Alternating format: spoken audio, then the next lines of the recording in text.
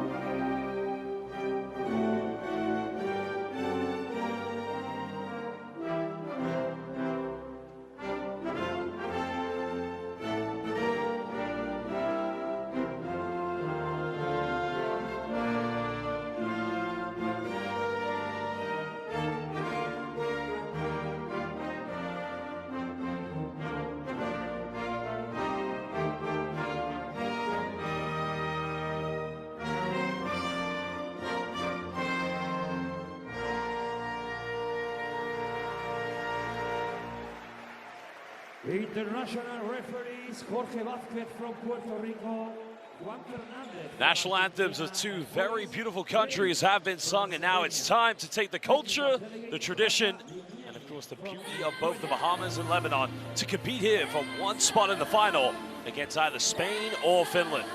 Well, basketball fans, it's only right, of course, we introduce three very important people for this big game.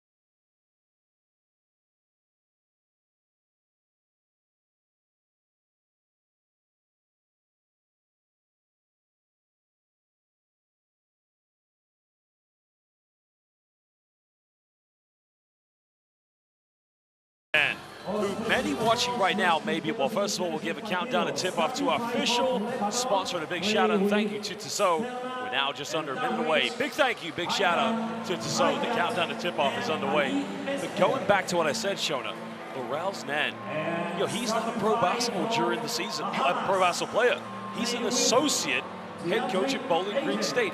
He is about to play against one of his players next season. I know, I think that's an incredible storyline. It has to be, you and I were trying to figure out before the game started, it has to be the first time ever that we are witnessing that at a FIBA competition, at a FIBA game, that a coach is going up against one of his future players. Obviously, Yusuf Hayat is transferring to Bowling Green State University for this upcoming season, and Coach Narns was part of the recruiting process, obviously, and just recently was promoted, I believe it was, to that associate head coach position. And really, I think it's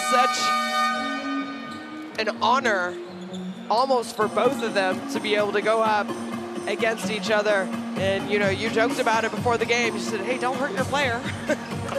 Well, the only story I can think that compares to this is the great Frank Lubin, who originally was from the USA, played for the USA at the Olympics, but also featured for the Lithuanian national team. But we are talking nearly just under a century ago, and now we have something similar here today. Yusuf Hayat, look, he is coming into this game thinking, you may be my coach next year, but this is about Lebanon. This is about my national team. And the same goes to Laurel's then. Guess what? It's about my country too. We're going to go to battle together next season, but right now, I want to beat you. Well, welcome everybody. Welcome to the FIBA Olympic Qualifying Tournament semifinal matchup between the Bahamas and Lebanon. DeAndre Ayton will jump this As the Bahamas get the first possession. With the big three in action. Eric Gordon trying to find Buddy Hill. Now hand his face, quick three. Volume three-point shooting. We're going to see that from the Bahamas. Only measure. They're in the backcourt. Now they want to go down low. Munnings defending. Trying to be physical.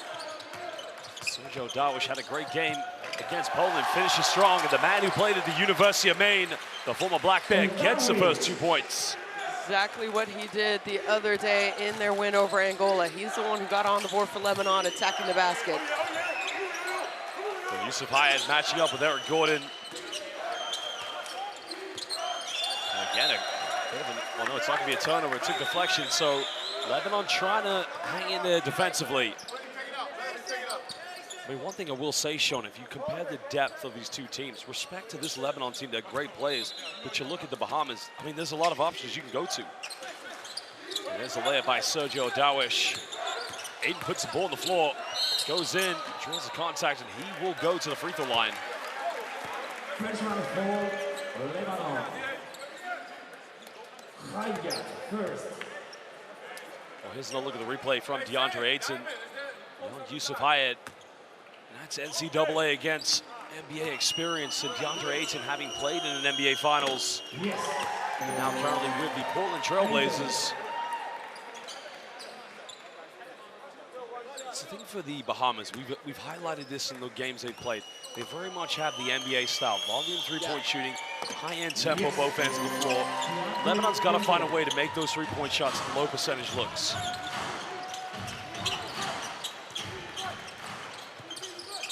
Laurel's Nan just setting the tempo. That doesn't inspire Yusuf Hayat.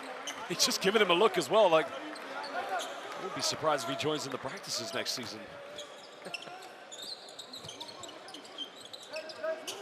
Hayat looking for a handoff. Finds Darwish. Darwish looking for the ISO. Nowhere to go here. Well, Hayat can make these. Tries a bump against Aiden. It gets rejected. Valley Measure following up. That's going to go back to the Bahamas.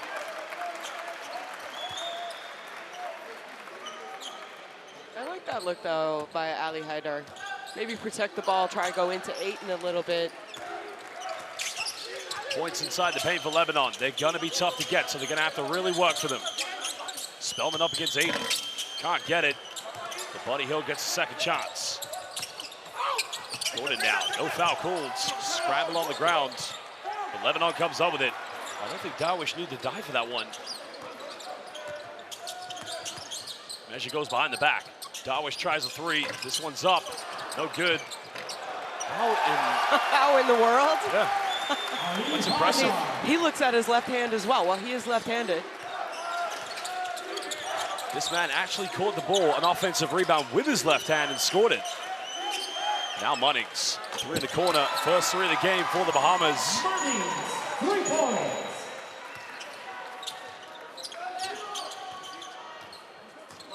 Bahamas three-point shooting is going to be something, no doubt. Filipovic talked about with his players. Is Darwish inside the paint? Well, making the most of the mismatch. 2 points. Now Buddy Hill, got it here by Spellman. And his face goes up, can't get it. Another offensive ball, but Gordon will fire the three. And again, the Bahamas, second chances. Second time lucky. Yeah, that's just too many good looks from a very, very good three-point shooting team. Buddy Hill was left open a little bit. Spellman probably needs to get closer. Then you give them 3 opportunities, or at least going to knock down one of those. Ali Measure being heavily defended. High coming off one screen. Finds Spellman. Trying to go down low, but good interception by DeAndre Ayton. And now here come the Bahamas. Hill goes in, Eurostep, simply unstoppable move by Buddy Hill.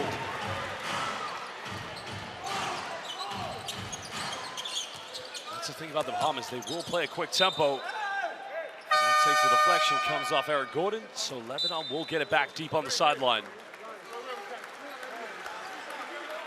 It's just amazing, Shona, how quickly they convert turnovers into transition buckets.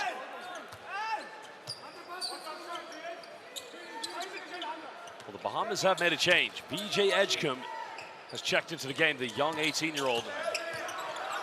Hyder trying to go up against DeAndre Ayton. Doesn't get enough under it.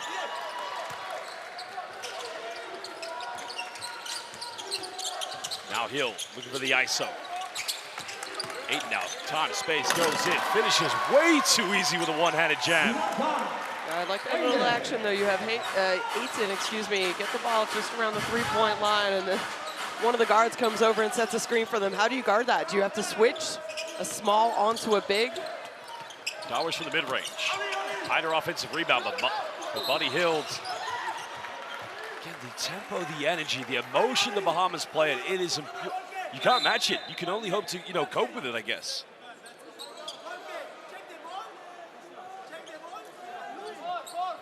I mean, I think we're seeing right now that the Bahamas, they play a lot of minutes. Their big-time players play a lot of minutes. They actually had 2 days off before this game. Lebanon had a day off yesterday, and they look, in my opinion, to be very, very refreshed today. Spellman looking for a handoff. Finds Hyatt. Pulls up from 15. It's a good look, but he's unable to finish. But DeAndre Ayton paying some homage to the alley mesh, because I don't know many players in the NBA that would go for a 50-50 with DeAndre Ayton. Ouch. But credit to these Lebanese players. They are tough as nails.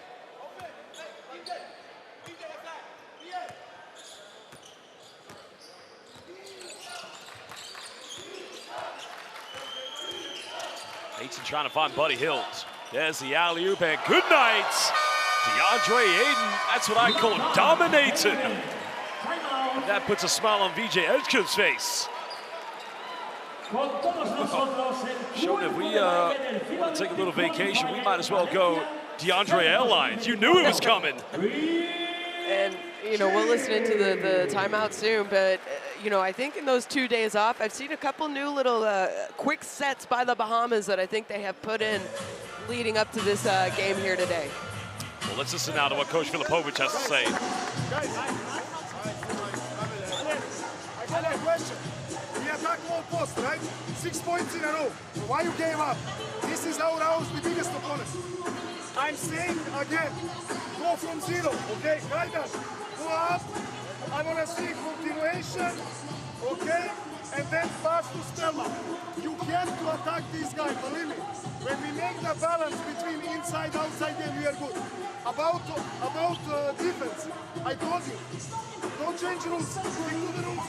Chase, we are good. All right, guys, keep fighting, keep fighting, keep fighting. Sergio, listen. In case if they put zone, in case. Let's go. Fight. 1, 2, 3, fight. 5:28 to go here in the first quarter. Currently an 8-point lead to the Bahamas. The winner of this game will book their ticket for the final of this FIBA Olympic qualifying tournament, where they'll play either Finland. I mean, look again. Handoff. Slip. Dominating. That's Rip City, baby. Trailblazers fans. You'll see that next season.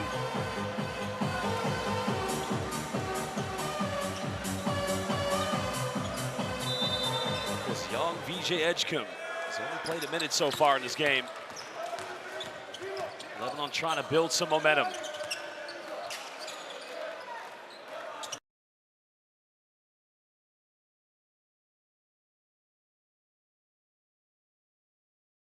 Eric went for it. Money gets a handoff now. VJ Edgecombe, he'll throw it down. You said it. How quick are they in converting turnovers to easy baskets? Right there was almost a 4-on-1 with a couple trailing red jerseys.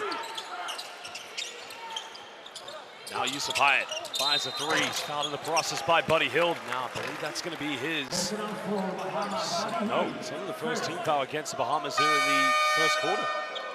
So 3 free throws.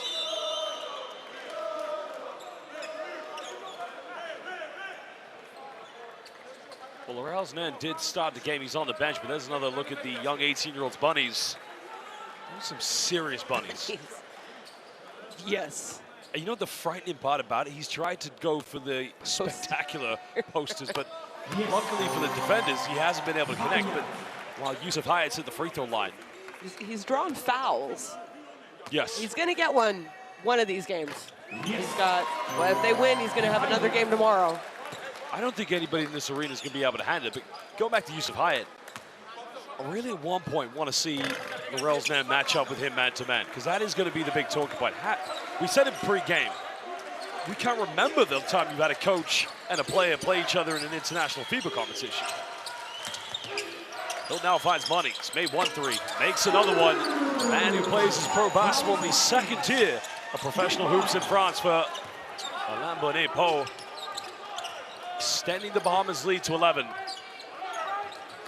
Ali Mansour checking into the game for Lebanon.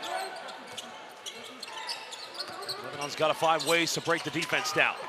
Hyatt, a quick turnaround. It's a good look, but he's got to finish. Hyatt comes up. He'll throw it down. Well, scramble 50-50s. They'll take it.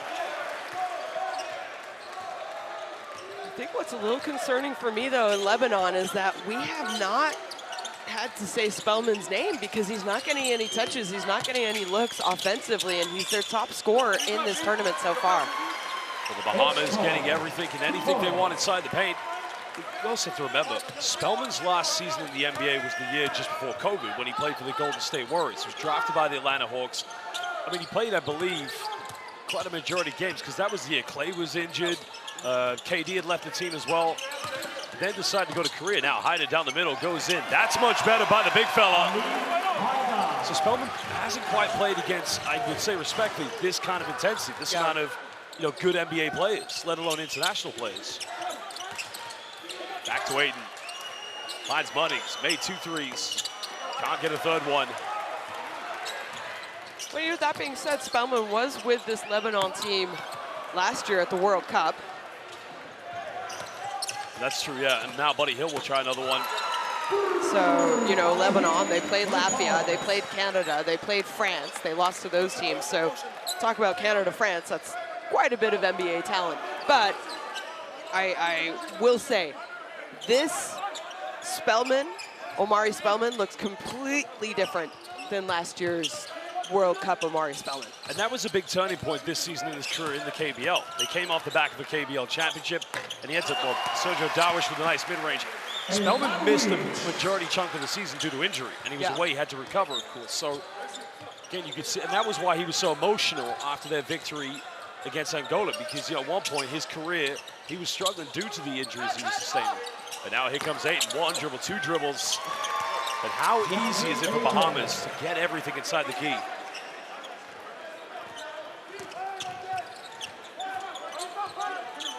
Point lead to the Bahamas. Lebanon, nice down low pass, finds Spellman. The big man's got to kick it out. Darwish made 1, can't get this one. A great job by Yusuf Hyatt. Another turnover. Spellman comes up with it, goes in, finishes, gets his first 2 points. Maybe that's what he needs, Shona. Yeah. You know what, he had an opportunity, he got double teamed, he maybe could have tried to force the shot. No, finds, I believe it was El Darwish in the corner, missed the shot. Stay with it, nice hustle. Oh, Ken, you think he's going in for a jump hook, a layup, but a dunk for him is like, I don't even know. It makes it look way too easy, DeAndre Ayton.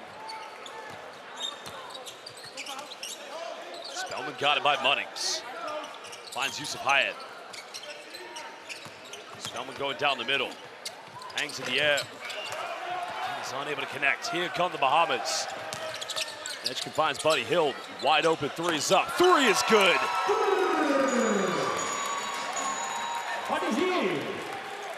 The Bahamas getting better and better every game so far here in the OQT. And we knew that was going to happen. They maybe didn't have as much opportunity, training camps heading into this tournament. They haven't played a lot of games together. Yeah, they played together last summer where they had those 2 big wins over Argentina to qualify for this event. Well, Hyder had to force up a tough one, can't get it.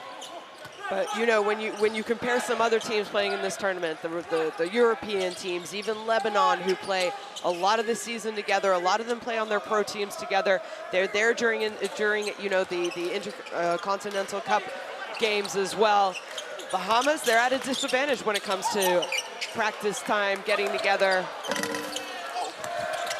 Still fighting for second chances. They'll get the final shot. Buddy Hill is going to dribble this one down.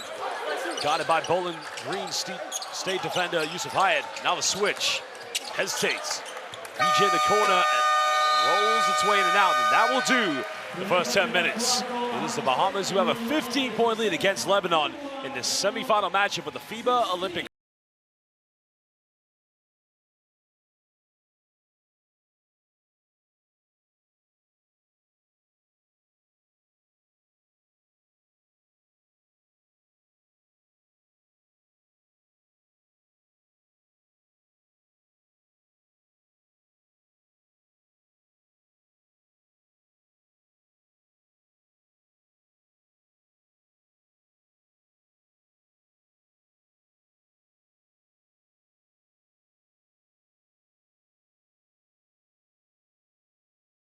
Year. But, you know, an Olympic year is a 4-year cycle for a lot of basketball federations. And they haven't had this cycle together. So I'm really not surprised that we are seeing every game, almost every quarter, they're just playing better together. They are getting more comfortable together, and it's exciting to watch.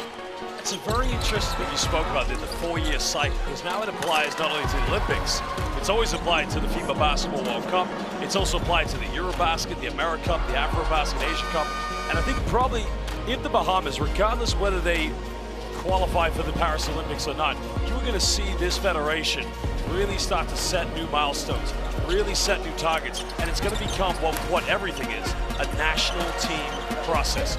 You know, if you go back to the Dream Team documentary, Redeem Team documentary, you know, once the USA, after losing in 2004, 2006, went away from that sort of, we'll bring the best players, then they went to a national team program, regular players.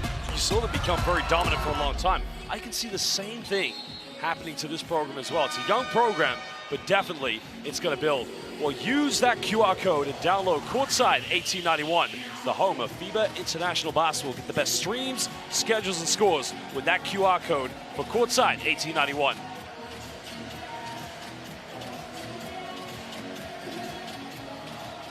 Well, that's undeniable. Those fans, they've been here every game, as have the Bahamas fans as well. They've been incredible, too. It's a beautiful sight. You come here, international basketball fans from all over the globe.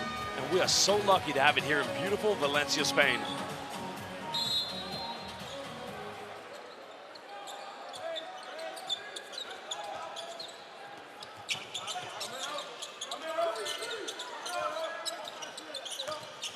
Haik Gökçen has checked into the game here for Lebanon. Still no Amir Saud. The foul is going to be called against Franco Miller. So only one of the big three is on the floor for the Bahamas, being Eric Gordon, along with VJ Edgecombe, who's been a huge revelation for them. We keep talking about the big three. You can almost call it the big four. You might have to. With the performance of VJ Edgecombe in this tournament. Fantastic four. Spellman, quick three, can't get it.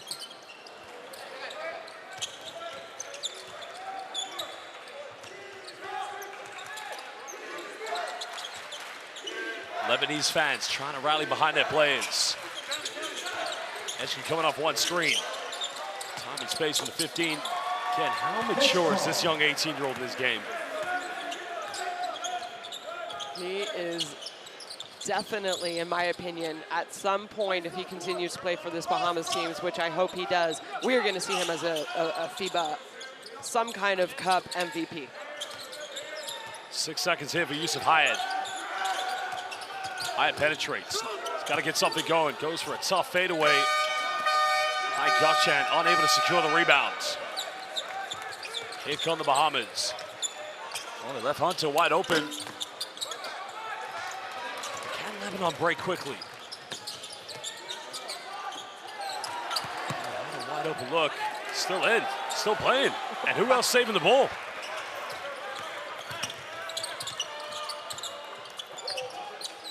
Now Gordon, time, space, wide open three, and gets the lucky drop.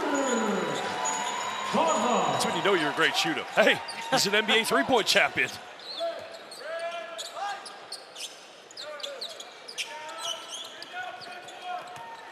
Ariadne's Mansour in the backcourt. Haik Gökçen, bit of contact, gets the and one. Well said, Ariadne's point guard. They found Ariadne's power forward. Haik Gökçen. The Ariadne combo, only a month ago, those two were lifting the BCL Asia Championship in Dubai. There's a three-pointer by Gordon. Lucky drop. Oh, it's good.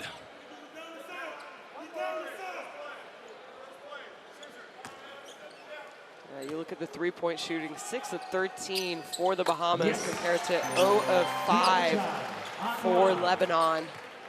And what's a little worrisome is we have not seen the captain, Amir Saud, check into the game. So maybe, you know, they're not really going to take the risk. Going down low. Again, the pick and roll just beautifully executed. University of Akron's Hunter. Just so quick when he sets that screen, he rolls. I mean, he does it so quick, it looks like a slip, but it's, not, it's just not.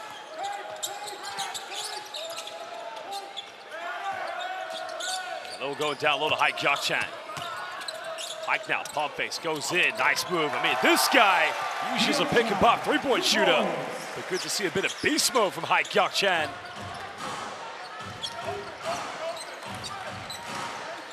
Of course, Haik Gyakchan's been a regular for the Lebanese national team in Asia Cup and World Cup qualifiers. Now Franco Miller. He's made some big threes in this tournament, but he's unable to make this. Lebanon, can they get something quick?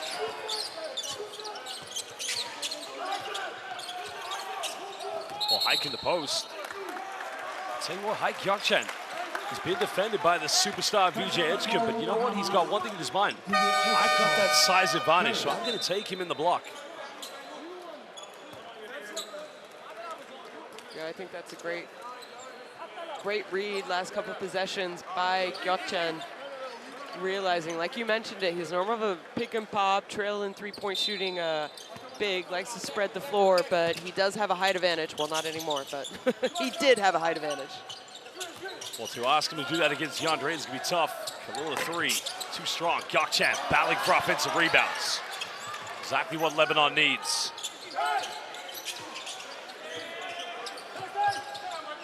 5 here on the shot clock. Khalil's got to get something. Tries another three. This one's up.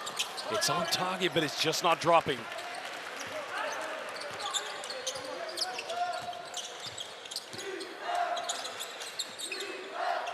Gordon now going handoff.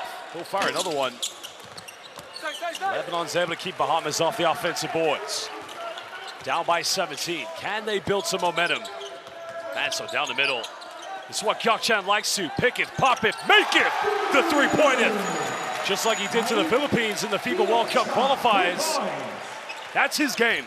Yeah, that is absolutely his game. Now Gordon, he'll fire it again. A beautiful response by the Bahamas.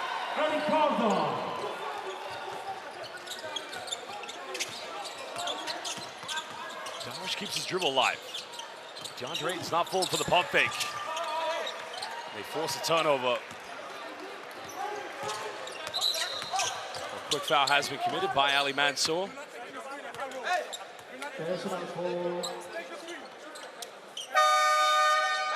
Had to make that one because Buddy Hield had a clear runway, but a timeout is going to be called by the Bahamas. They lead this one by 17 points with 5:36. Another look at the replay. Three-pointer coming by Eric Gordon. Chris DeMarco wants to probably drop one set. Lebanese fans enjoying the occasion. Let's go and listen now to what the Bahamas coaching staff have to say. You guys are making the right decisions offensively. Defense, man. I keep pushing the paint, moving it, but defensively, we got to get some stops. 24 is hurting us a little bit now.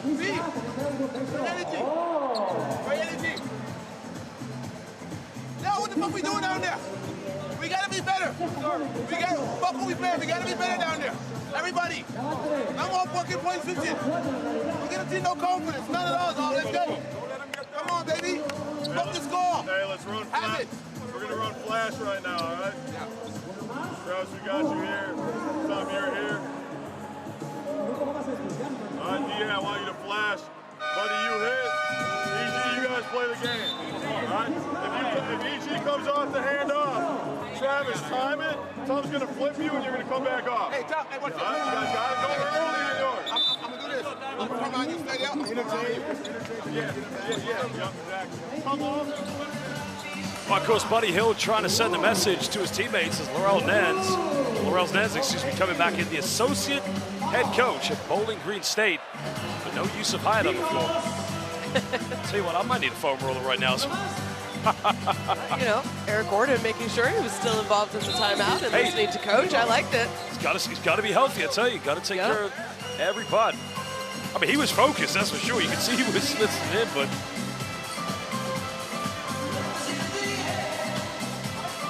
Well, I tell you, this Bahamas national team, it's been a huge success story. The 2 wins last summer in the pre-Olympic qualifiers against Argentina in Argentina. Good defense by Ezzedine, but now can Lebanon find something here? Mansour picks up his dribble. Back to Ezzedine. Twisting, turning. Big man goes up. Good defense. The Bahamas come up with it. Here we go, Aiden. Look out below. Oh, nobody was there. I really like that timeout by the Bahamas. I mean, Coach DeMarco didn't really have to say a lot because the captain, Buddy Hield, took over. And it's also, you know, in a situation like this where, okay, yeah, they were there last summer together, but they haven't had a lot of time together to decide, okay, you know what, you're going to be this leader of this team. And apparently from the beginning, Buddy Hield has come in and he's, you know, he's okay with taking that responsibility and leading this team, not just, you know, offensively when it's fun and things are going well. Clearly they have a comfortable lead, but he was like, hey guys, we need to do better defensively. Like we gotta step it up, and that's what a real leader is about. Well, the previous offense, I like what we saw from Ali Mansour, the penetration down the baseline, and you find a backdoor cut coming from Sergio Darwish. But the issue, you got the insurance policy for the Bahamas, one DeAndre Ayton. That is solid rim protection. Well, again, look out below. Dominating. No one's taking a charge on that one, I can tell you that right now. Gotchat, good look. He's unable to connect.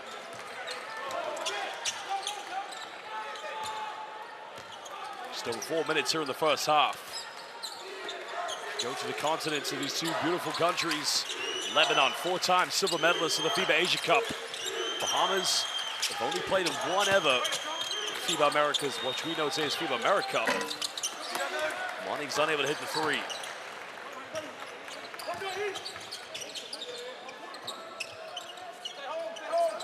Gotchat.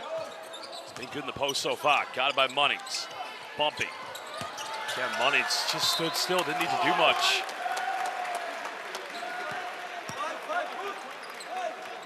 Stone cold defense. 8 seconds on the shot clock. Mansour will inbound this for Lebanon.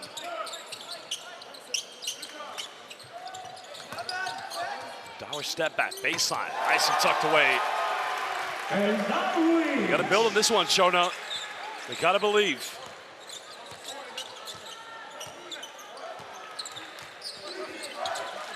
Ali Mansour trying to get in the face of Laurel's Nen.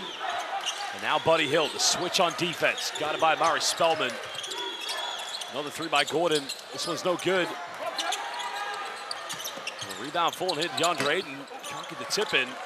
But Ayton gets it back. And it's just like that. It's way too easy for the Bahamas.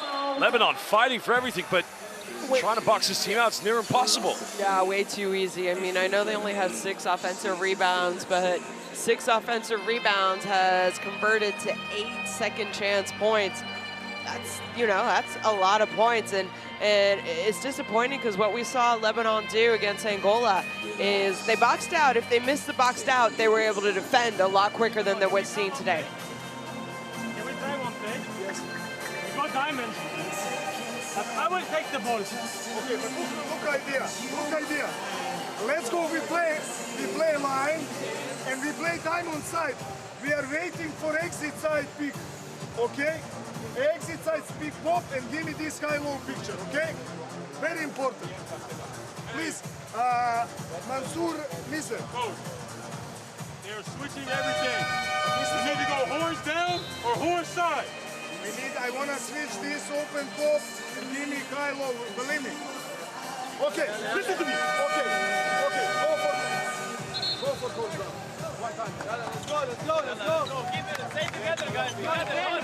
1, 2, 3. Well, there you see Amir Saud, still not in action at the moment. They could definitely use him tonight. Here's a step back by Sergio El Dr. Darwish. You know, one thing we talk about with the boxing out here, it's a three-pointer by Eric Gordon. They're not ball watching when the shot goes up. They are actually trying to put bodies on players. And, you know, if you're able to compete this kind of game with the Bahamas, it's a different story. But Lebanon, it's undeniable that they are giving everything. Darwish, another three. This one's up, and it's good. Dr. El Darwish. You didn't see it on your TV screen, but you saw VJ Edgecombe there actually give a little high five to Darwish because he respected that shot there when he was very well defended by the youngin. Buddy Hill now, mashed up against Spellman. Finds Edgecombe. Edgecombe attacks. Another hesitation out to Munnings. Fadeaway three is up, and that's going to be a 24-second violation. And you know what? Good defense by Lebanon. You know, as a coach, you always want to see them produce, especially right out of the timeout. Big-time three-point shot by El Darwish, and what do? They come down and they get a stop. Well, what can they get from this offense? High Gyok chance, made 1-3. It's a good look. It's a pick and pop, but it's not going to drop. And here come the Bahamas.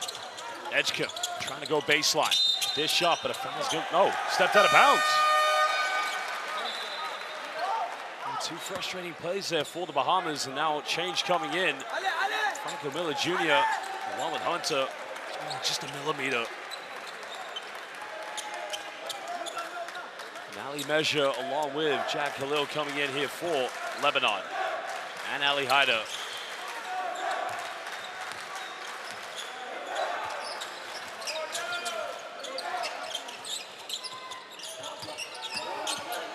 For the mid-range. That's for 15. That's tucked away. Now all of a sudden it's a 14-point ball game.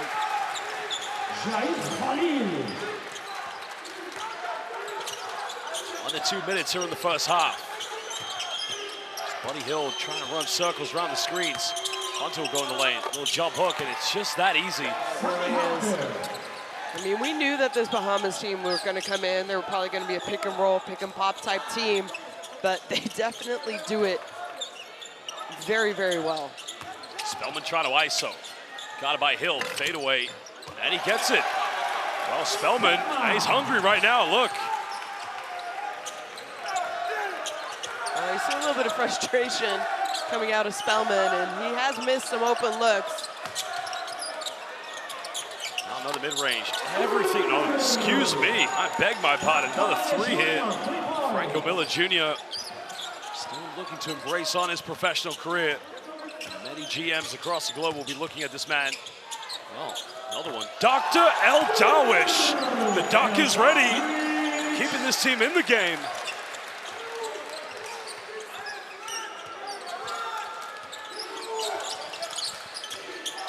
Foul's gonna be committed by it's only the second. Not a bad foul to give away, actually. No, great foul, but you know, the fact that it's only the second kind of shows me a little bit too. I think Lebanon needs to try and be more aggressive, more physical, maybe take a few more chances.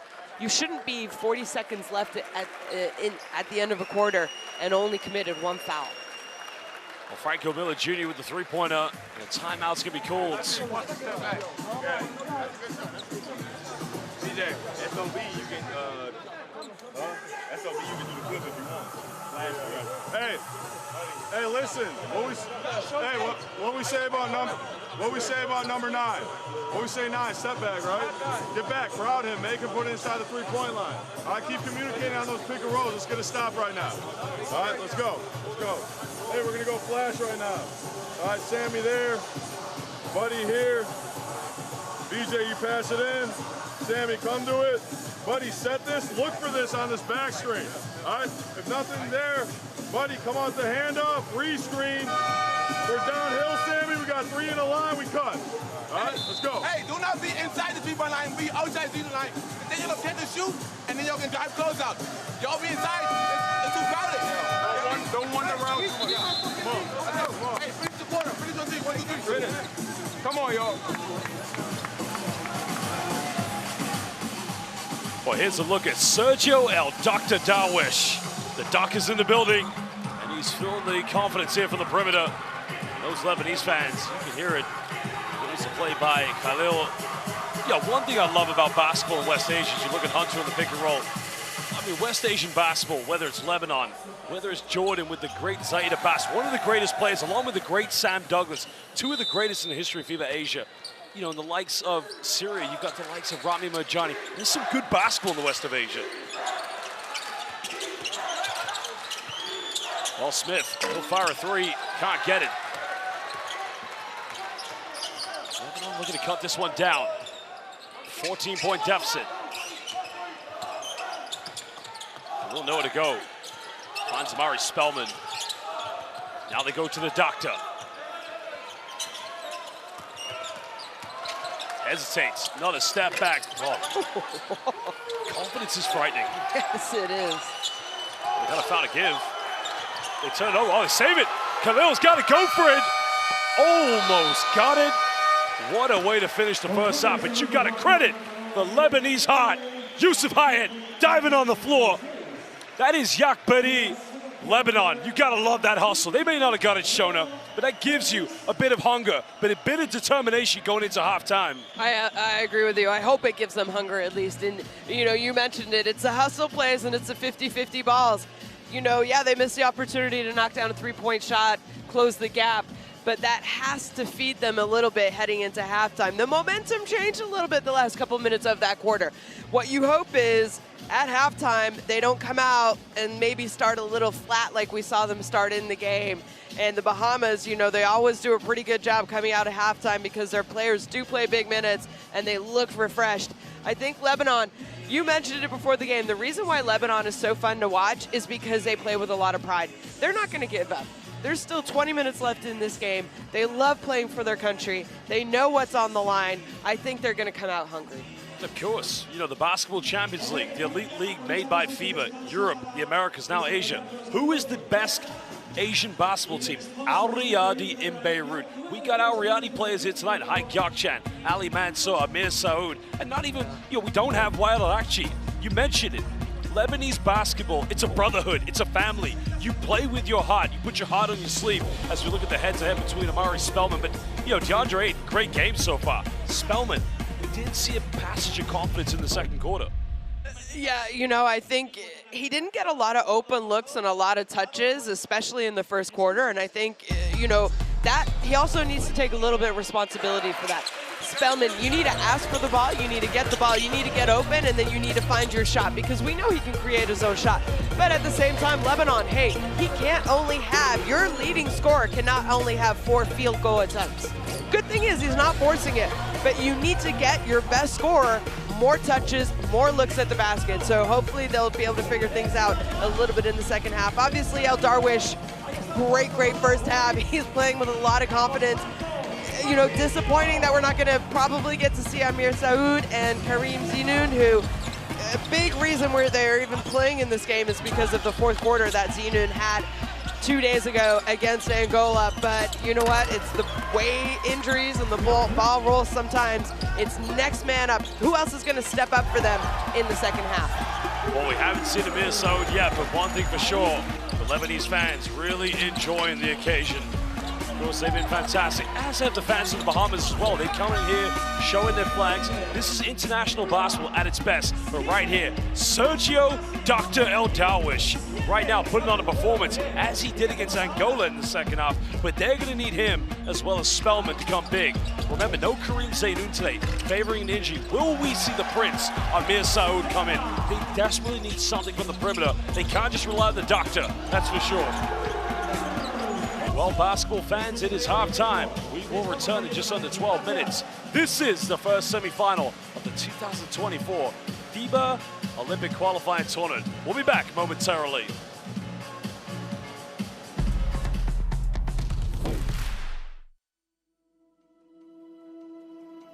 Education, health, justice. We sometimes take these simple things for granted. They're not common for all of us. We are all born on the same planet, but not with the same opportunities. Whatever our gender, color, belief, or capability, we are one. We are all on the same team. Let's convince those who never thought they'd do it that they can. We can. Together, we are stronger.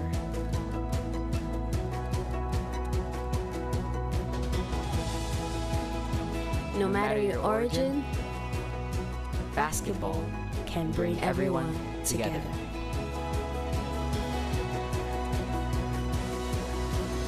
Basketball for good.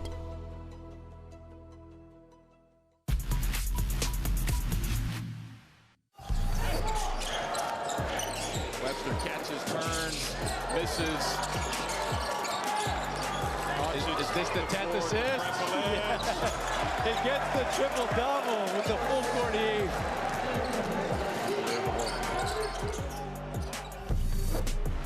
Play it out as Alvarado has it. Alvarado looking to put the nail in the coffin. Deep three. Hey! Hey! Jose Alvarado. Nasty. It's San Juan. Don't have a player down. Fine. Spellman goes up. Oh my goodness! Amari Spellman with the throwdown.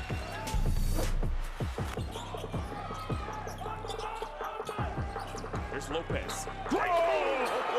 Lopez rising up and crushing the orange. I did not see that coming. I didn't see that one. I did not see that. Darwin trying to penetrate, goes in, finds a Diddy. What a play, what a time. Sublime primetime time coming from Sergio Darwin. Need a big body out there to contend with Katse. How about Shengelia? Can't guard him. Shengelia, with the lineup they have at the moment, one of the front line has got a matchup that they can just go at. Back it in. Stoll on the push. Down the lane is Jaime. Up top! And he hammers it home. Josh Ibarra with the sledgehammer. Now with South Sudan having qualified for the Olympics and just kind of basically exploded on the scene, they're going to be the favorites wherever they play, right? Oh my, the alley-oop to Papagiannis. The vision from Coletas, probably the best lob thrower in all of Europe. Papagiannis, what a threat. No call. Pass. Yes, oh my word! Iago Phineas with authority on the glass. Iago Phineas missed the shot. Never stop playing though. That could be a key play as this game develops. Maxuni now, wants to go inside. That's it. Back to Salah. Hesitates, nowhere to go here. Down good. Oh my goodness! Key toss! Thank you, as they would say in Suomi.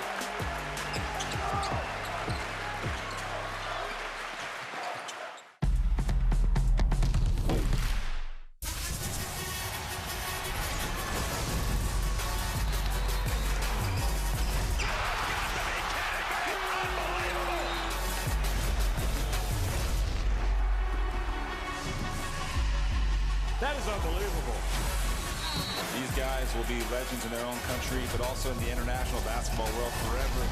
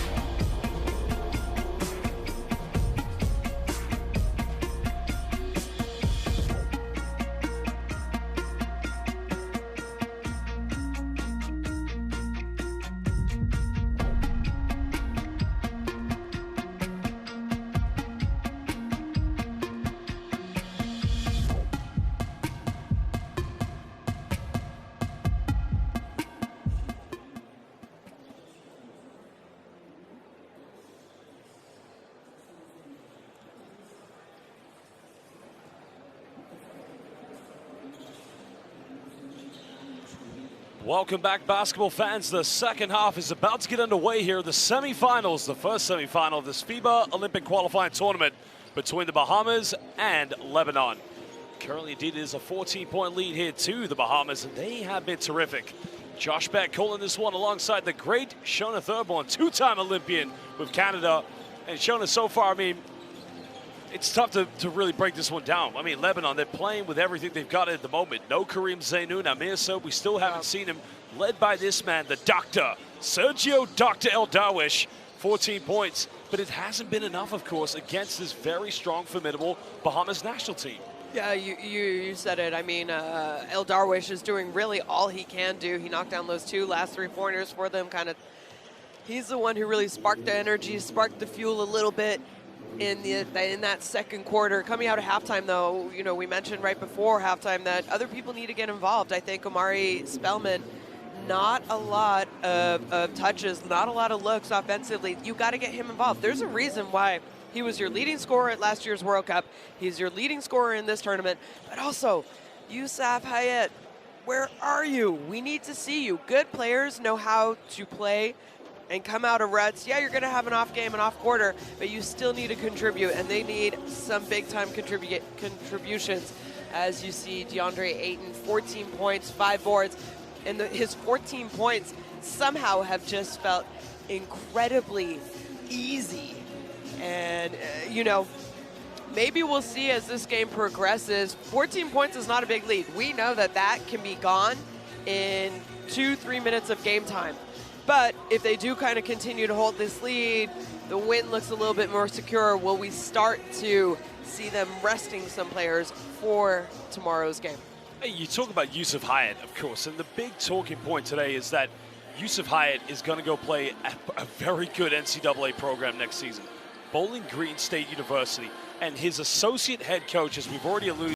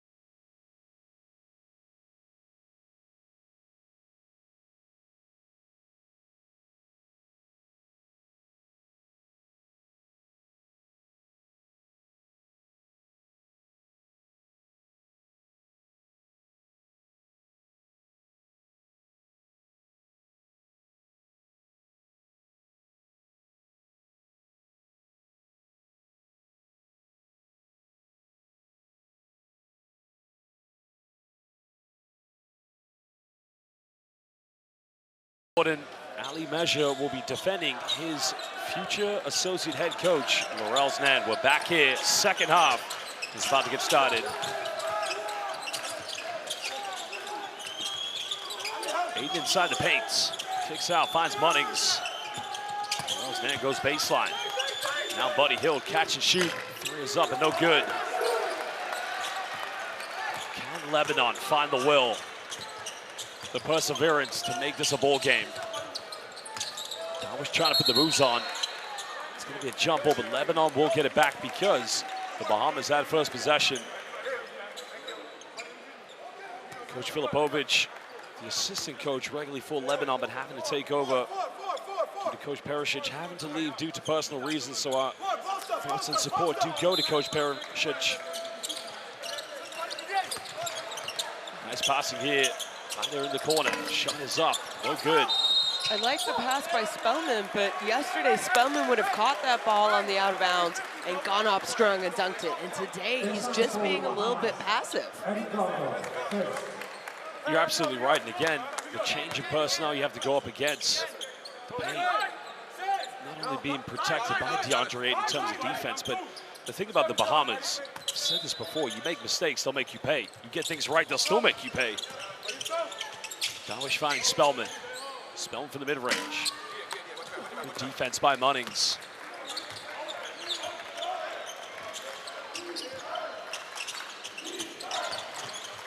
Now Ayton look for an ISO. Ayton trying to stand strong. That's the best they could hope for, but Laurel's Nan getting the offensive rebound, and now Eric Gordon will fire a three. Great job by Spellman.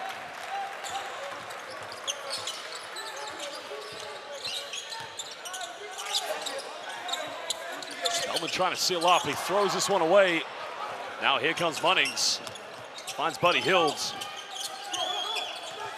And Gordon will go for a quick one. Three is up, again, no good.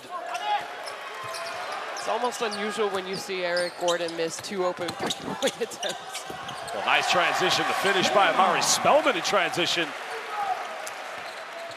Fun, I think that might be the first transition bucket we've seen here from Lebanon.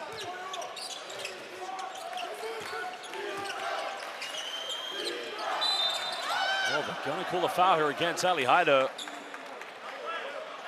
Attention for Lebanon.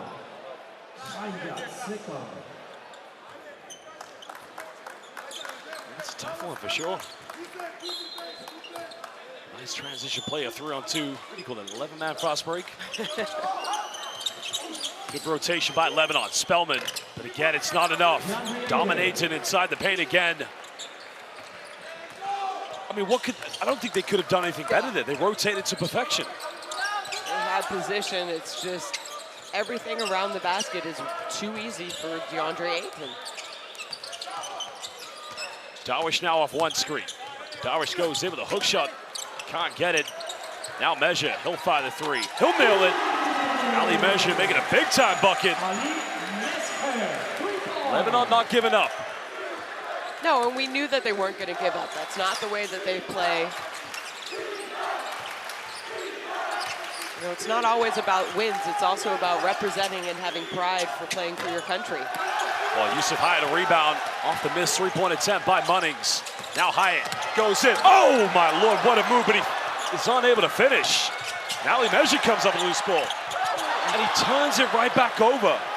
Now here come the Bahamas. Hill fakes the pass, and he'll finish this one. Missed opportunity. Two missed opportunities, really, for Lebanon. That last offensive action. Measure coming off one screen. Dawish, he'll fire another three, and again, Dr. El Dawish, 17 points. University of Maine, former Black Bear, played 2 seasons in the NCAA. Lebanese fans on their feet, still believing. And here come the Bahamas. Buddy Hill crisscrossing. Oh, too much on it. And that's going to be an out-of-bounds violation.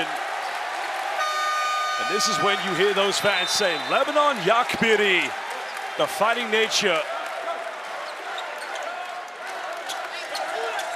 Oh, Dr. El Darwish from downtown.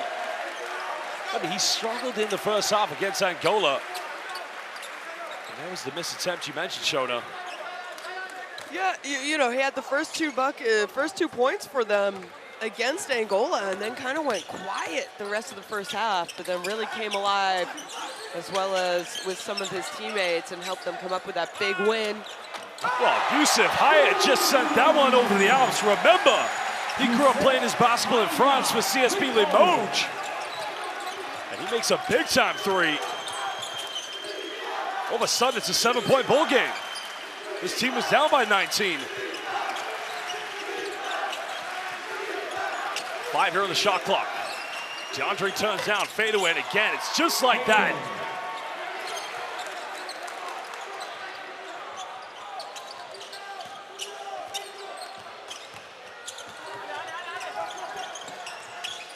Measure fakes a screen.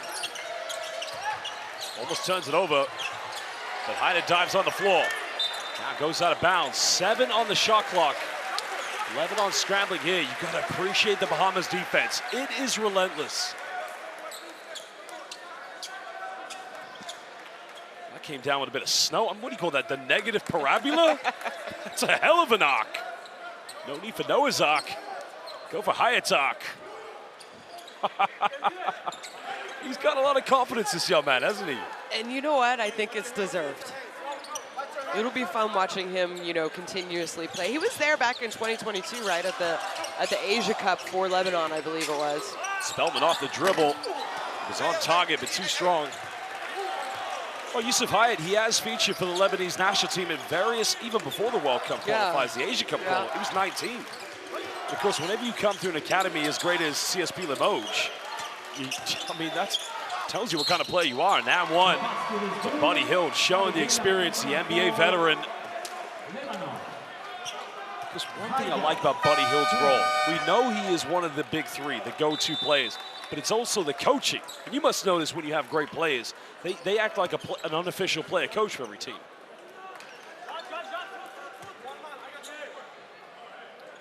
Jack Khalil coming back in as Ali Haida will take a breather.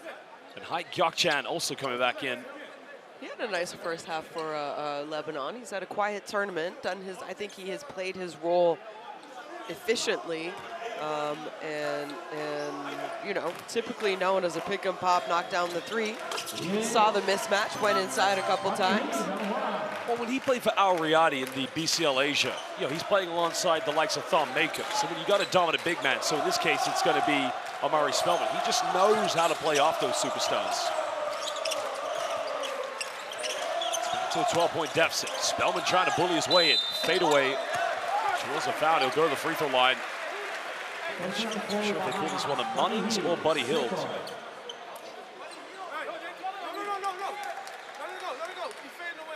That one's on Munnings. There's Ali Mansour again. We still haven't seen Amir Saoud. So you got to give credit to this Lebanese national team. No Amir Saoud, the prince of Beirut or Lebanon, however you want to call it. And no Wael Arakji, the greatest point guard, arguably one of the greatest in the FIBA Asia zone. Oh, I mean, they came up with silver back in 2022 at the Asia Cup, and he was named MVP of that Asia Cup. Typically, the MVP goes to the you know, someone on the gold medal team. So that is how good he was at that tournament a couple of years ago. Well, if you're watching this on Courtside 1891 and you're unaware of the name Wael Arakji, just YouTube the name and type in Basketball Champions League Asia. I like to call him Wael Nobly. 11-point ball game. Now Franco Miller Jr. Nice passing here by the Bahamas. Again, Mansour trying to make it tough, and again, they have to triple team DeAndre Ayton. You have to triple team DeAndre Ayton, probably frustrated more with himself as he brought that ball down. And nice hands. Mansour with a little floater. Nobody falling in for an offensive rebound.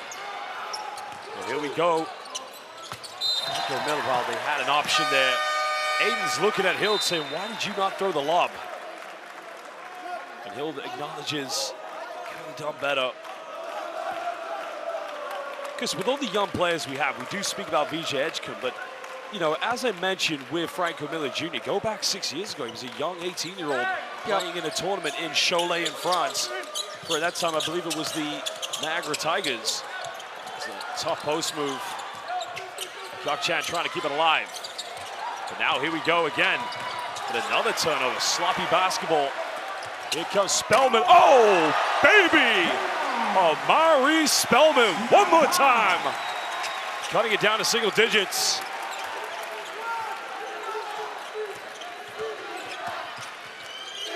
Oh, Franco Miller taking a few steps. Buddy Hill, three, can't get it. El Darwish comes up with the ball. Lebanon, riding confidence. Sergio Canny misses the layup. That was a good take by El Darwish. We've seen him score that kind of a take many times in his career. Bahamas need composure. They've got to find something here. Franco finds Hunter. He's unable to get it, but Lebanon get the 50-50. Nobody running with El Darwish.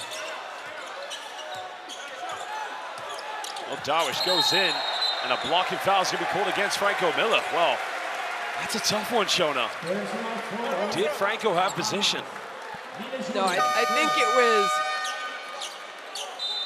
he was trying to draw the charge. For me, it was more of a, you know, a defensive move where he was trying too much to draw the offensive foul than just trying to play strong, effective defense, I think. Well, that is Omari Spellman, former Golden State Warrior, NCAA champion, and a Korean Basketball League MVP, but a timeout's gonna be called. Let's go and listen to what Coach DeMarco has to say. Hey, 2 feet, pass fake, bounce pass. Stop the one-handed shit. Stop being casual. Come on. Offensively, listen, offensively, we're gonna go on a floppy. All right, floppy roll, floppy flash. All right? You handle, we'll go floppy flash first. All right? So, Sammy, I need you coming to the elbow. DA, where's DA? We're going flash. We're gonna have you guys come to the elbow. Franco, wherever you hit, go opposite, curl it, pin down. All right? Floppy flash. Go, Mike,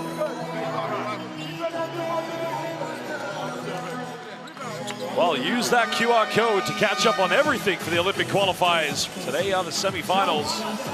Of course, the Philippines in Riga, Latvia, losing to Brazil. You know, Philippines has been a dream story to, you know, in their 3 FIBA Olympic qualifiers they played in.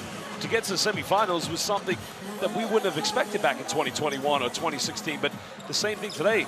Greece, a very convincing victory against Luka Doncic and Slovenia, so we won't be seeing Luka at the Olympics, but we could still potentially be seeing Giannis. 9-point ball game, Lebanon. Trying to cut into a deficit. The paint is going to be wide open, but Jack Khalil's got to do something. Puts up a Hail Mary. Oh, it's going to go out of bounds. See, the issue I've got with that shot, I know time was one and down. Yeah. You've got DeAndre outside the key. But I don't think it's the person, DeAndre in that situation was having to defend the ball. It's not the person who's going to go and try and get by DeAndre or put up a shot that's not going to be contested. Pass it to someone else and drive, because there is no rim protector in that last possession. You can see the Bahamas just only 3 turnovers more so than Lebanon. In this team, they've always responded to every challenge they've had in the first 2 games. DeAndre got it by Spellman. Those 2 matched up in 2020. So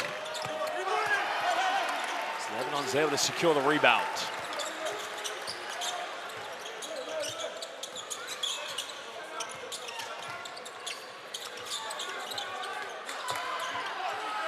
Well, they got to make something happen here. The offense is very static. 7 here. Gokchan got it by Gordon.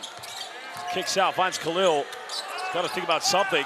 Step through. It was a really, really good defensive possession there by the Bahamas. They were out defending, they were denying. Well, there's the alley-oop, but again, it's just that easy. DeAndre Ayton caught it at an awkward angle, but then he finished with a George Irvin-esque finger roll. How do you teach that? You can't. Yeah, I don't think you can. Patient build-up here from Lebanon. Gökçen fakes the handoff. Nowhere to go. Finds Ali Mansour. Goes for a tough fadeaway. And Yusuf Hayat again gets rejected. While VJ Edgecombe just said, Valencia, well, Mikasa, and you're not welcome. Well, Bowling Green State are going to be mentioned that next season. I really, you know what? I would love to know the vertical leap of VJ Edgecombe. I guess we'll find out in the future. It's also his timing of his hops. It's unlimitless. Jack Khalil pump fakes. He's gonna go all the way, avoids the block, and that's a nice penetration. Back to single digits. Under a minute to go here in the third quarter. Lebanon trying to hang in there. The Bahamas again want to run away with this one. The foul's gonna be called against Ali Mansour. Lebanon do have one more foul to give. Well, I can tell you one thing. You got two players. But look at the penetration, the pump fake by Khalil.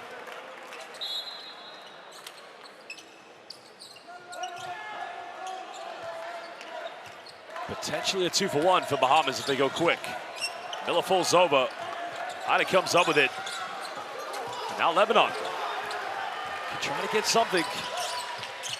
Hyde pump fakes, goes in, and he'll finish. Well, he used the right hand this time to block off the block. 3 seconds difference between game and shot clock. Remember, the Bahamas were leading by 14 points in the beginning of the second half. Eric Gordon looking to ISO. Lebanon's got one foul to give. There it is. The Lebanese bench have just been given a polite reminder to take their seats. Well, there was a turnover. Hyde came up with it, and Hyde went down the other end. Like a big man who runs down the floor like a trailer.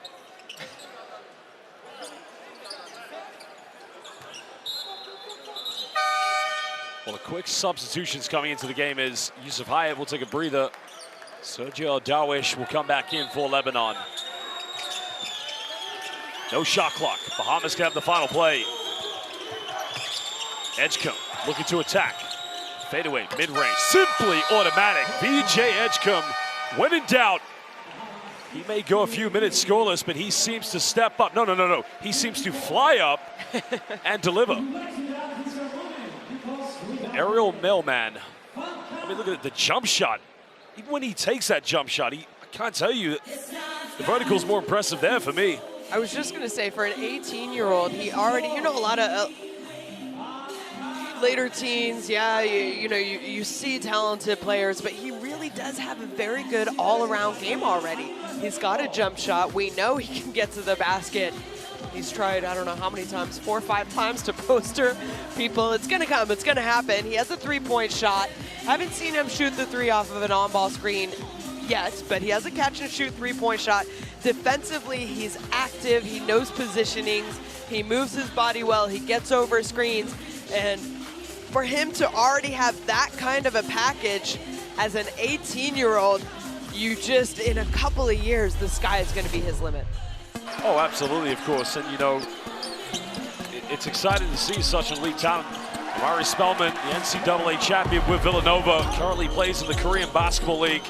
He's had a quiet night, but DeAndre Ayton, you almost want to ask the question, why don't you just throw the ball more often to the big man? Because even when he's had a few buckets, the triple teams come, which is going to leave somebody open. But going back to the Bahamas, since the first quarter, they've only made 3 3-pointers. They've taken a total of 27. We expect that from them. Hasn't quite gone their way. Yusuf Hayat, next season, as we mentioned, will play alongside Laurel Znan, the associate head coach of Bowling Green State. Here's Buddy Hill getting the @1 on the young 21-year-old. Spellman with the throwdown.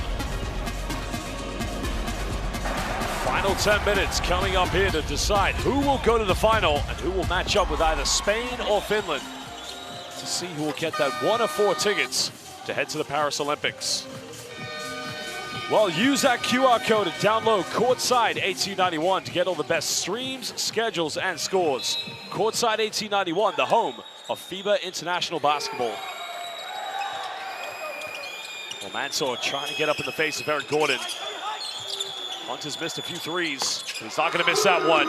Akron University presented here in Valencia. It's back to a 12-point ball game. Bahamas in the lead. Well, the Bahamas look like they've gone into a 2-3 zone.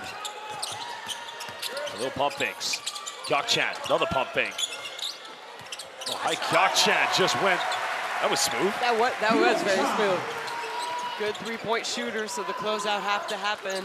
Good job not forcing up a contested shot. Gets all the way to the basket. And a nice seal-off by Ali Hadar, also down low.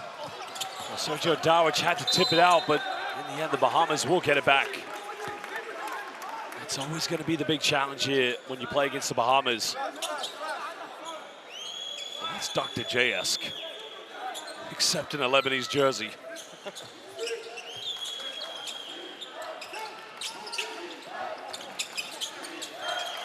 Edgecombe looking to attack. Down by Jacques Khalil. This is good defense. But even better cut. The foul's going to be committed. Well, when you talk about international experience, Quentin Smith is probably the one player out of this lineup, along with Jerome Burrows, who hasn't actually played so far here in the qualifiers. He's recently just played in Denmark for the Svendborg Rabbits. And he's another young, promising player, Hunter, as I mentioned, Akron University. It's an experienced team, it's a good mix, but you've also got a very young and hungry team as well.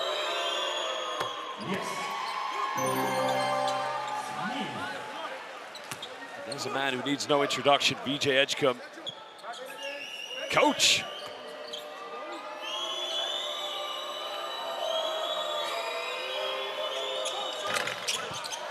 Second free throw missed. Oh, Darwish able to keep this one in bound.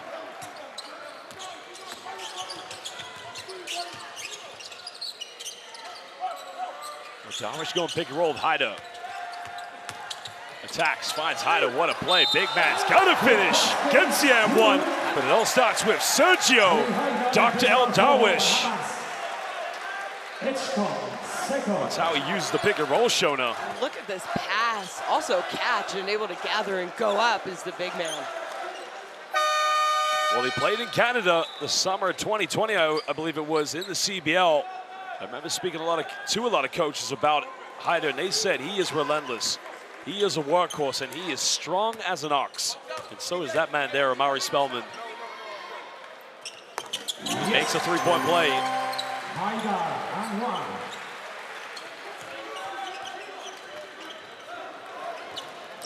So taking a few gambles. Jordan kicks out. Hunter made his last three. That one's way off the mark. Lebanon looking to cut down even more. Darwish. Down low to Haida, but another foul is going to be committed. Second team foul against the Bahamas. Lebanon playing with more inspired confidence. They won the third quarter, 18-13 over the Bahamas. They've come out, had a good second half. They can just make a little run, keep it within maybe single digits in the last 2-3 minutes. They'll really give them a chance to come up with a win. Well, Mansour battling, still got it, keeps alive. El Darwish, three. Dr. El Darwish. Lebanon, Yakbiri. The belief is here in Valencia.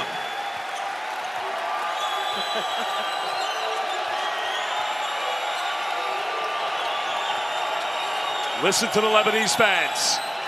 Bahamas, they've dealt with this pressure before. Gordon goes in, gets rejected. Spellman pinned him off the backboard like a magnet on the refrigerator. You know a bucket now is going to set this arena on fire. Mansour finds El Darwish. Here comes the doctor. Goes baseline. Good hands by VJ Edgecombe. 18 years old, keeping this team composed. Look at the rejection. Spellman just said, no en mi casa. Tú no eres bienvenido. You're not welcome. But again, Dr. El Darwish with the big three. High to jump hook, just can't get it.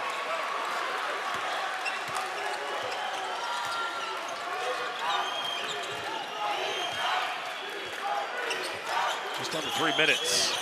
Bahamas need a play from somebody. Can they get it from Buddy Hill? Nothing dropping. But DeAndre get an offensive rebound. Gordon tries a three. This one's up, and it's good. And timeout's gonna be called by Lebanon. Eric Gordon hasn't shot the ball particularly well tonight from three-point range, and he's had good looks, open looks, but that one right there really quieted the crowd. And it came off the offensive rebound. You know, DeAndre Ayton, he's leading this team statistically, but everything he does is just so quiet. Would you imagine he has a double-double, 20 and 12? Not really, but he does exactly what they need them to do, and that was a big-time offensive rebound. The momentum was in favor of Lebanon, and you know, in my opinion, the Bahamas, they needed to come down and get a score there, and it's exactly what they did because of Ayton's offensive rebound. I mean, Lebanon, it's like a boxing match for them. No Arakchi, no Amir Saud, no Kareem Zainoun, who we alluded to in the pregame in the build-up to this one, was the reason that they won in this fourth quarter against Angola. But still, they find a way to compete. Yeah, I mean, hats off. They obviously, win or lose this game, they have to be proud of how they have competed, how they have played all tournament long. Big win over Angola, where, you know, after watching Angola play against Spain, you kind of said, woo, it's going to be a tough night for Lebanon, but Lebanon, no fear, pulling off a 4-point win against a very physical, athletic Angola team. Well, Laurel's man will come in, probably offer more veteran leadership to this team. Also, maybe to give them a spark in the backcourt. Still an 8-point ball game. El Darwish looking to attack, reverse layup, just can't get it. The foul has been committed. That's going to be the second team foul against Lebanon here in the fourth quarter. It's against Ike Gökçen. Oh no, my apologies. It's against Ali Mejia.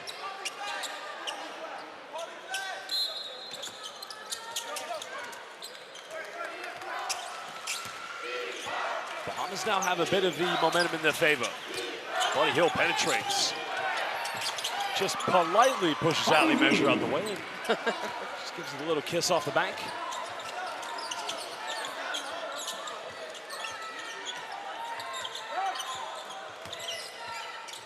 Has the adrenaline worn off now here for Lebanon. Mejia off one screen. Finds Gökçen. Another deep three. Again, nobody going in for a second chance. Well, Bahamas now, they've gone back to their starting lineup. Try and take control of this game again. Still defended by Gökçen. Gordon made his last one.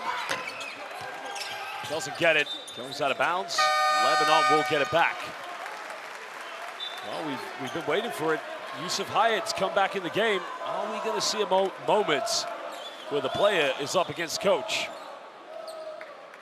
There's no doubt Todd Simon will be probably watching this game, looking at his associate head coach.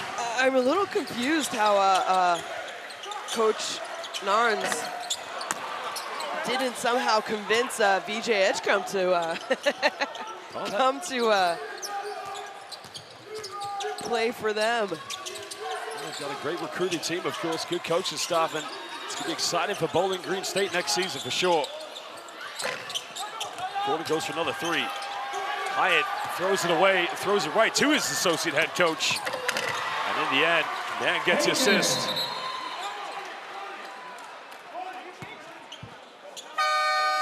It's a 12-point deficit at the moment. Still plenty of time. But now you can feel the Bahamas are starting to push ahead. Are we going to get a big response coming at some point from Lebanon?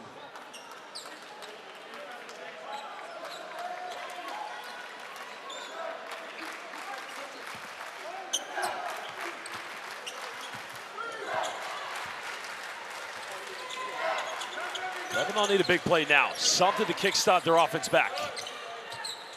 Hyatt got it by Buddy Hield. And a reaching foul from Buddy Hield. I tell you what you can love about Buddy Hield is he just works so hard. His reactions at times Of course, in the NBA, it may be different, but this is international basketball.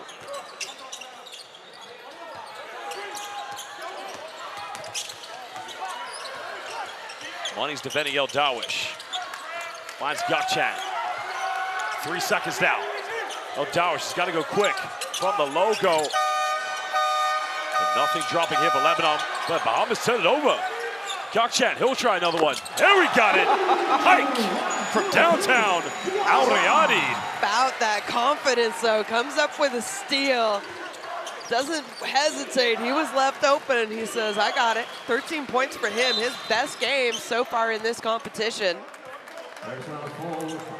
Let's go to that 1 month ago in Dubai when he was playing alongside the great thought maker for Al-Riyadi. Hai Gakchan was just nailing three-pointers left, right, and center.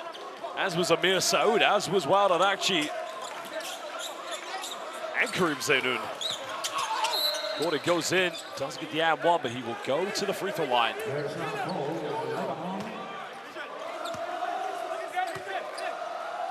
Nice take by Gordon. The rotation a little bit too slow from Lebanon.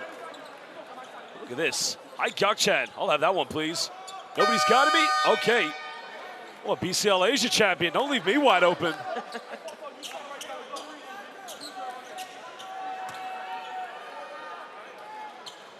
Ali Mansour will come back in for Ali Measure. So Gordon currently the free throw line.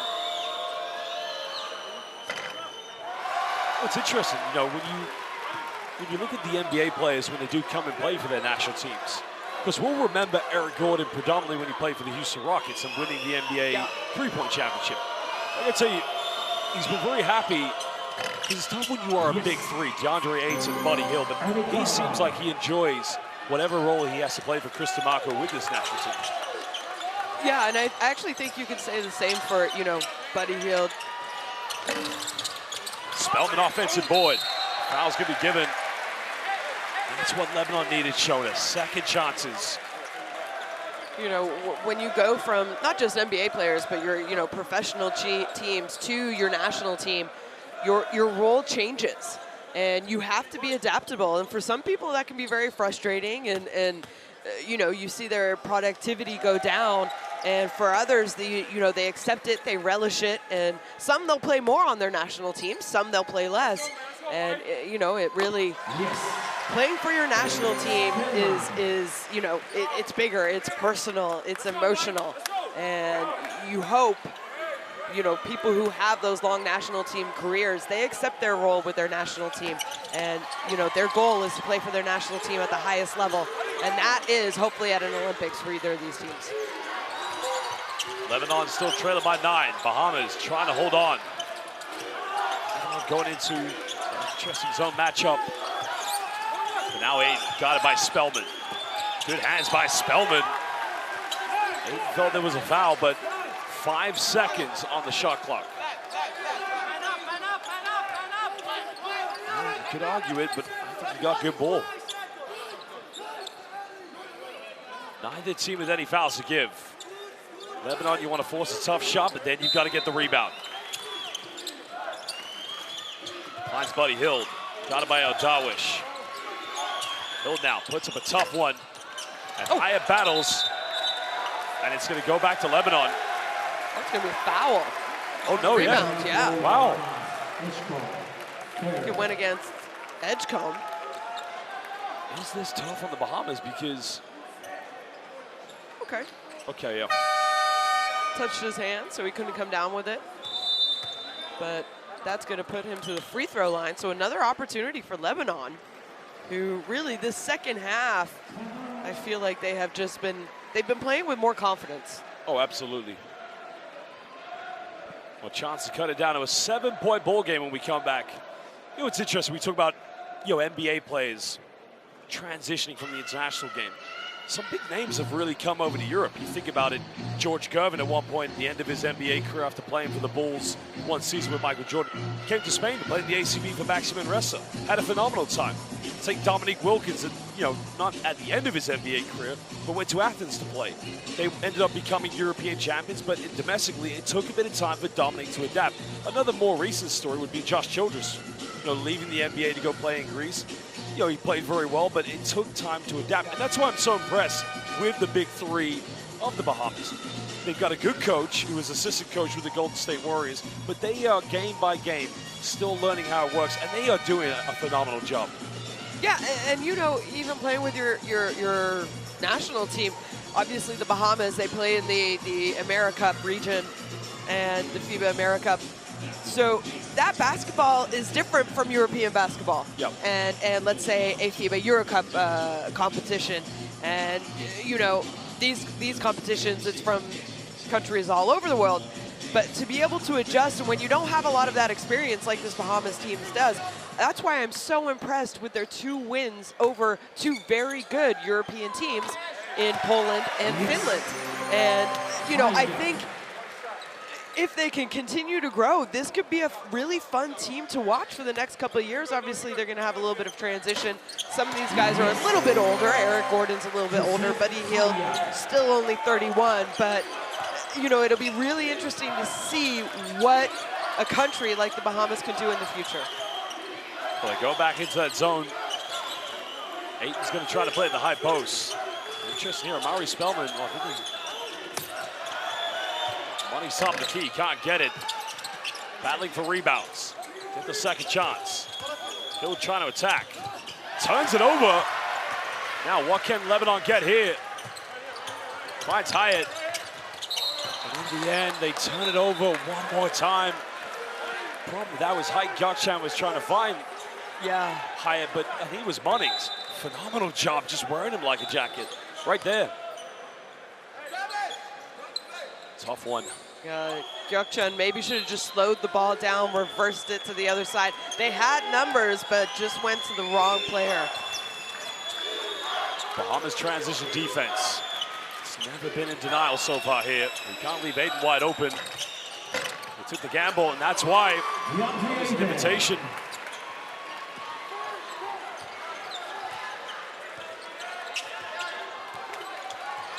Nine-point deficit, under 3. Here's the steal. Look out below. Here we go. Buddy Hill with the interception. Now it's an 11-point ball game. As Coach Filipovic will have to call timeout.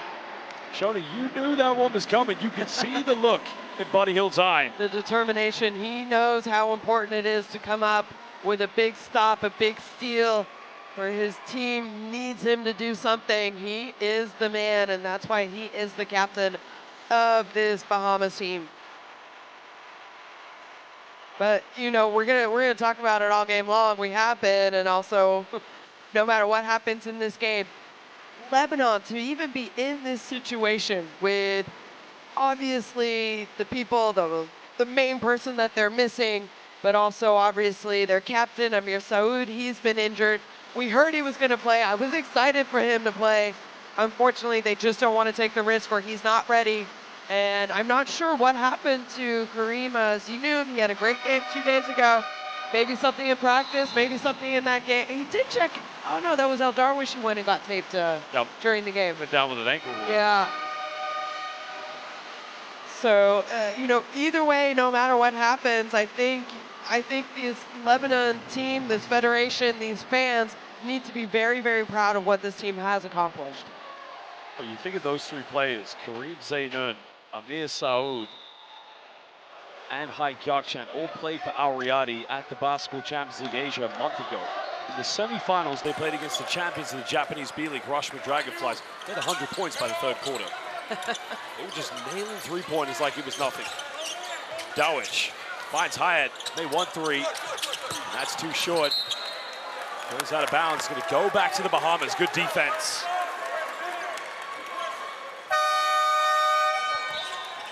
Well, Khalil's gonna come back into the game for Lebanon. Yusuf Hyatt will take a breather. 2:35 to go. Have the Bahamas done enough?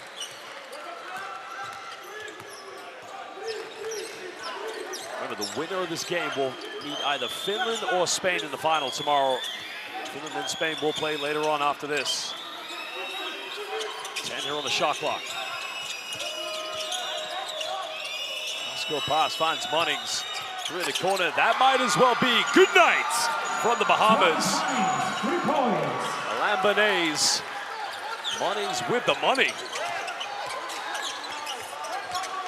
Now Mansour, nowhere to go here. Finds El Darwish, goes in, avoids the block. He almost hit his head on that block attempt. That's frightening. It's frightening. Well, for Lebanon, they don't have any fouls to give.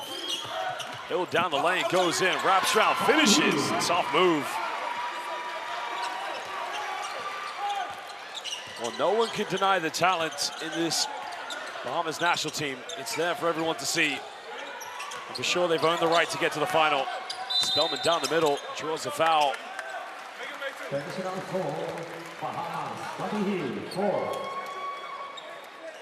You know, what a great success story it's been for Amari Spellman. You go back to the 22-23 season when he started playing for Anyang KGC in the Korean Basketball League. He was phenomenal. As I mentioned, go back to the East Asia Super League, scoring that 52 points against the San Miguel Beermen from the Philippines, and then, you know, going up against their rivals, SK Seoul in the final, where him and Jamil Warney, they're friends, but they have such a competitive rivalry on the court. This season has been a struggle for him, the injuries. And, you know, if you saw the tears after the Angola game, it's because there was so much doubts about him this season. But you got to give credit to Amari Spellman. He's responded to the adversity, and no doubt when he goes back to the Korean Basketball League next season, he'll be ready again. He'll be ready to play for Lebanon in the Asia Cup qualifiers. Yeah. No, I agree with you. I think he looks healthy. He looks more fit than he has in, you know, recent years, for sure.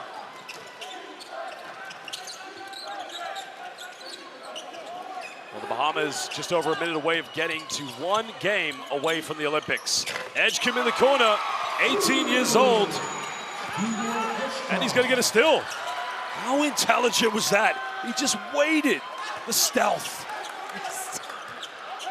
It's incredible. I said he's kind of a coach's dream. He wants to be good defensively. He wants to be good offensively.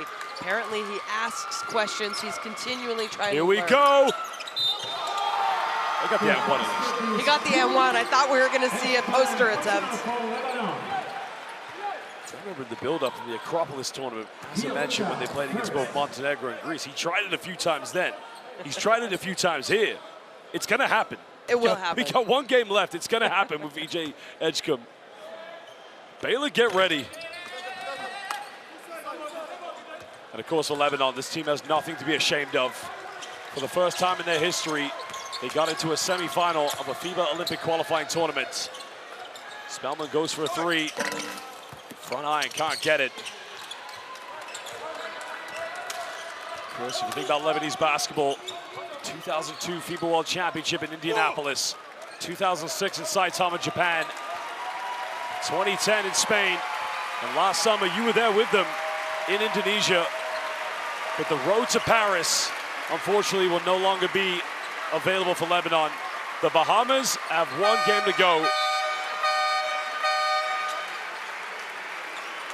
That's a 24-second violation. Now you see the respect and homage paid by both players. Well, they have to inbound the ball. There's still 7.5 left. Yeah, the game can't end before the clock. Well, basketball fans, we thank you for joining us. Let me tell you something now. The road to Paris is one game away for the Bahamas. They're one win away for qualifying for the Basketball Olympics. Incredible dream story for the Bahamas.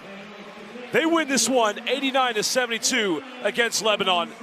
A big congratulations to the Bahamas. One more game to go, and we must pay homage, we must pay respect to this Lebanese national team. They've come here, they had that big victory against Angola, and they competed very, you know, they were tough here tonight, Shona. They got it back to 5 points, but it just wasn't enough in the end. Without Amir Saud, no Kareem Zainoun, and no Wael Arakchi, they still gave those fans something to cheer about. An incredible sight here tonight, but the Bahamas, as we mentioned, they're one win away from getting to the Basketball Olympics. Well, you said it. What a story it is going to be if the Bahamas can get to Paris in their first ever Olympics. But they're going to have to wait for the Finland and Spain game coming up shortly. And, you know, you mentioned it. I felt like Lebanon, they played inspired like we always expect them to do every game. you know, these men, they love playing for their country. They want to represent their country on the biggest stage, and they gave everything they had. I am, you know, they're my inspirational team in this tournament.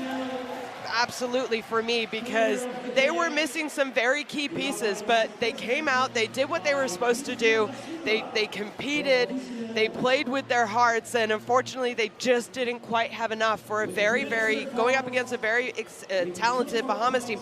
And let's not forget, unfortunately, Coach Parashish also was not here today, and you know, you don't know how that affects his team as well. I mean, these are things that happen.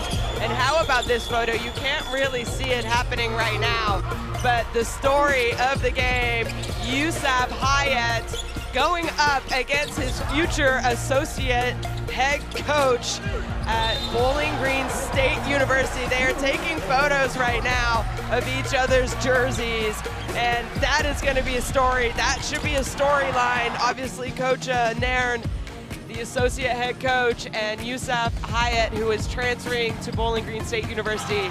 And that's going to be an exciting scene to see what kind of a coach he is going to be to get Yusuf Hyatt to where I think he could possibly be internationally. He has a very, very bright future ahead of him. You absolutely nailed it right there. A beautiful sight to see. The Bahamas, they've earned the right to be here, and they've earned the right to get to the finals.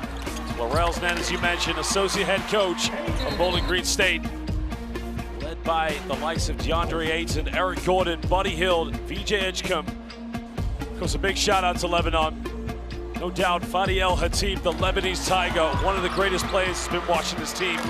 Ron Cycli, the great Ron Cycli, who played in the NBA, also featured for Lebanon briefly as well.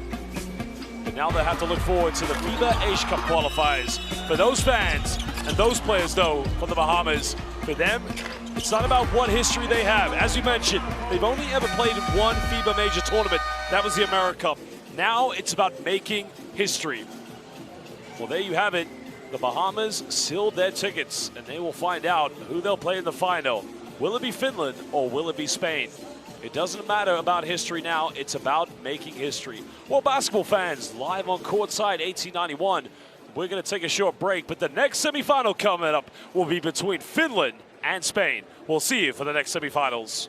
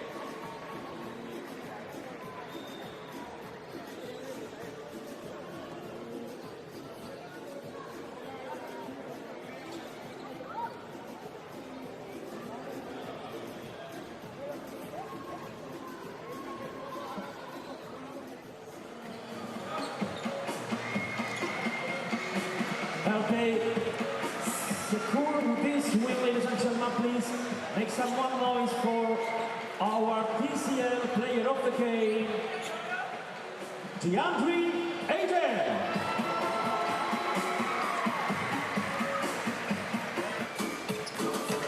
Lottery in this semi-final, what was the crucial point of the game?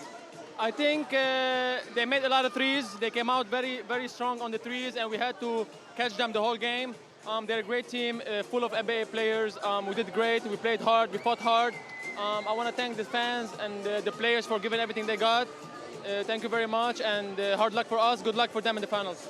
Despite of the loss, how proud of you of what this team have achieved here in Valencia?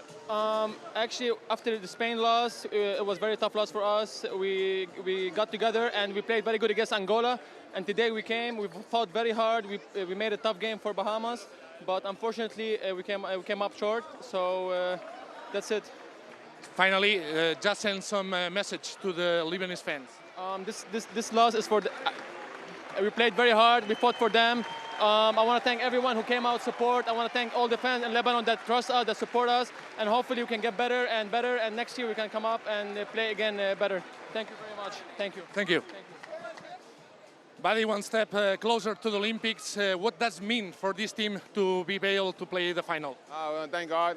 Just thank God for bringing us here this far. I know from coming from a small country to this on this stage, we're very blessed. The job is not finished. We got one more to do. It's going to be tough. Today was tough, no matter who you're playing. You always got to respect your opponent, respect the game. And I know tomorrow night is going to be a tough opponent. So you got to stay mentally locked in, get some rest, watch some film, watch this game, and get ready for tomorrow. Lebanon got some runs in the third quarter. What did you change in the last quarter to get the win? I mean, it's basketball. Everybody's hungry. You just can't, nobody's going to give up. They're a good team. A beautiful country. I'm glad we got the win, though. Which will be the key to win the final? A multiple effort, all out. All out. We got to go out. We got to go get it. No excuse. We got to bring it. Last one. How important is DeAndre for this team? He's great. He's our best player. He comes night in, night out. His size, his rebound ability, his scoring ability changed the whole game for us. And that's why he's a behemoth.